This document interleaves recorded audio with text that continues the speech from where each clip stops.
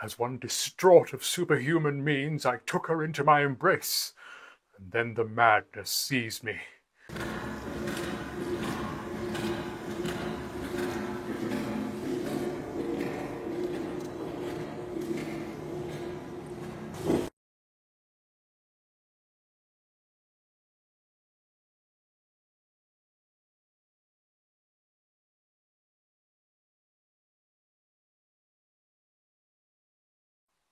It was nigh upon dusk when I drew close to the great marsh, and already the white vapours were about, riding across the sunken levels like ghosts in a churchyard.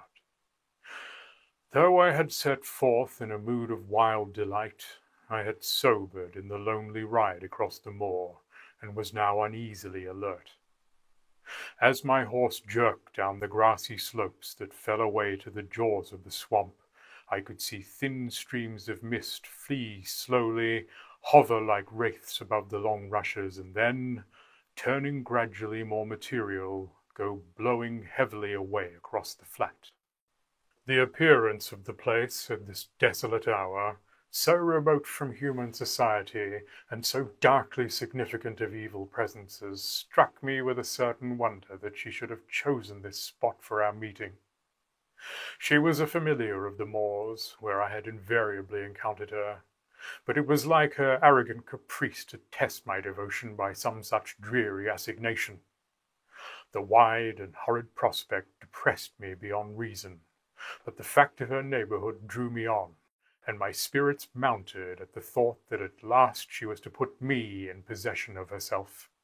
Tethering my horse upon the verge of the swamp, I soon discovered the path that crossed it, and entering, struck out boldly for the heart. The track could have been little used, for the reeds, which stood high above the level of my eyes upon either side, straggled everywhere across in low arches, through which I dodged and broke my way with some inconvenience and much impatience. A full half hour I was solitary in that wilderness, and when at last a sound other than my own footsteps broke the silence, the dusk had fallen. I was moving very slowly at the time, with a mind half disposed to turn from the melancholy expedition, which it seemed to me now must surely be a cruel jest she had played upon me. While some such reluctance held me, I was suddenly arrested by a hoarse croaking which broke out upon my left, sounding somewhere from the reeds in the black mire. A little further it came again from close at hand, and when I had passed on a few more steps in wonder and perplexity, I heard it for the third time. I stopped and listened, but the marsh was as a grave, and so, taking the noise for the signal of some raucous frog, I resumed my way. But in a little the croaking was repeated, and coming quickly to a stand, I pushed the reeds aside and peered into the darkness.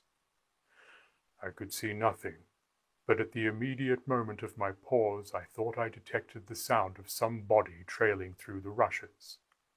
My distaste for the adventure grew with this suspicion, and had it not been for my delirious infatuation, I assuredly turned back and ridden home.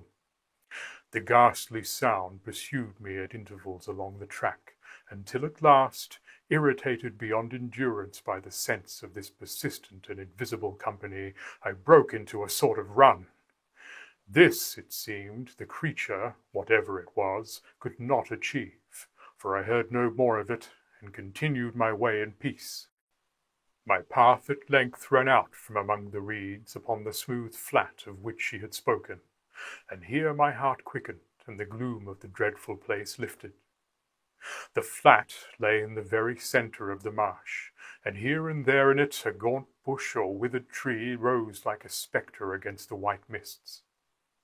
At the further end I fancied some kind of building loomed up, but the fog, which had been gathering ever since my entrance upon the passage, sailed down upon me at that moment, and the prospect went out with suddenness. As I stood waiting for the clouds to pass, a voice cried to me out of its centre, and I saw her next second, with bands of mist swirling about her body, come rushing to me from the darkness. She put her long arms about me, and, drawing her close, I looked into her deep eyes. Far down in them, it seemed to me, I could discern a mystic laughter dancing in the wells of light, and I had that ecstatic sense of nearness to some spirit of fire which was wont to possess me at her contact. "At last," she said, "at last, my beloved." I caressed her. "Why," said I, tingling at the nerves, "why have you put this dolorous journey between us? And what mad freak is your presence in this swamp?" She uttered her silver laugh and nestled to me again. "I am the creature of this place," she answered. "This is my home. I have sworn you should behold me in my native sin ere you ravished me away." "Come then," said I have seen. Let there be an end of this. I know you what you are. This marsh chokes up my heart. God forbid you should spend more of your days here. Come!" "You are in haste," she cried. "There is yet much to learn.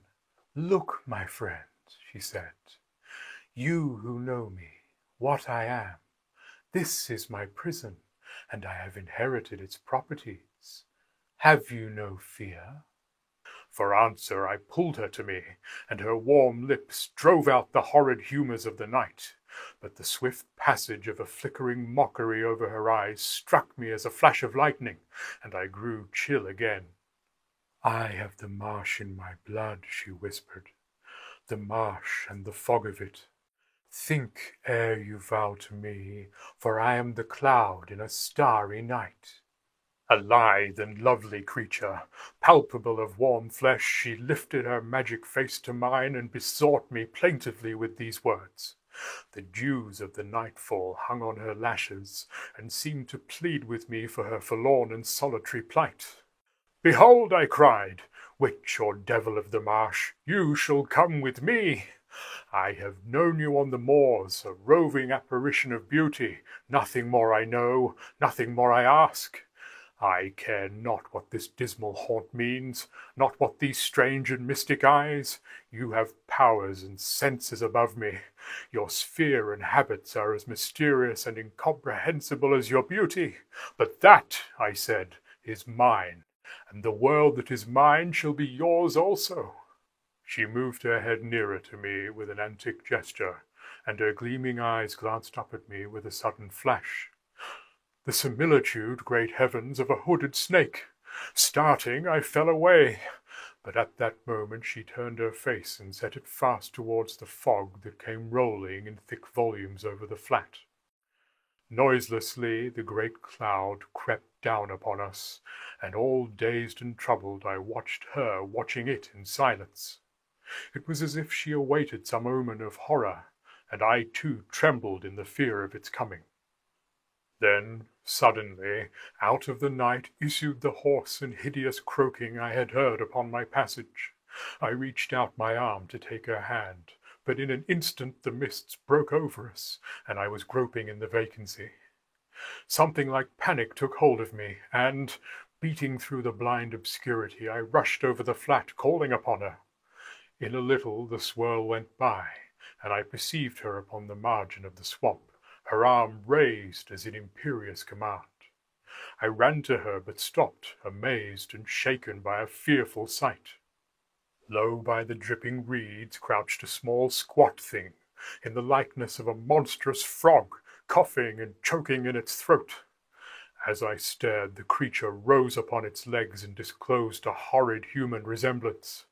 Its face was white and thin, with long black hair, its body gnarled and twisted as with the ague of 1,000 years. Shaking, it whined in a breathless voice, pointing a skeleton finger at the woman by my side. "Your eyes were my guide," it quavered. "Do you think that after all these years I have no knowledge of your eyes? Lo, is there aught of evil in you I am not instructed in? This is the hell you designed for me, and now you would leave me to a greater." The wretch paused, and panting leaned upon a bush, while she stood silent, mocking him with her eyes, and soothing my terror with her soft touch. "Here," he cried, turning to me. Hear the tale of this woman, that you may know her as she is. She is the presence of the marshes. Woman or devil I know not, but only that the accursed marsh has crept into her soul, and she herself is become its evil spirit. She herself that lives and grows young and beautiful by it has its full power to blight and chill and slay. I, who was once as you are, have this knowledge. What bones lie deep in this black swamp, who can say but she? She has drained of health, she has drained of mind and of soul. What is between her and her desire that she should not drain also of life? She has made me a devil in her hell, and now she would leave me to my solitary pain, and go search for another victim. But she shall not, he screamed through the chattering teeth. She shall not. My hell is also hers. She shall not. Her smiling, untroubled eyes left his face and turned to me. She put out her arms, swaying towards me, and so fervid and so great a light glowed in her face that, as one distraught of superhuman means, I took her into my embrace, and then the madness seized me. Woman or devil, I said, I will go with you. Of what account this pitiful past? Blight me, even as that wretch, so be only you are with me. She laughed, and, disengaging herself, leaned, half clinging to me, towards the coughing creature by the mire. Come, I cried, catching her by the waist. Come! She laughed again, a silver ringing laugh. She moved with me slowly across the flat to where the track started for the portals of the marsh.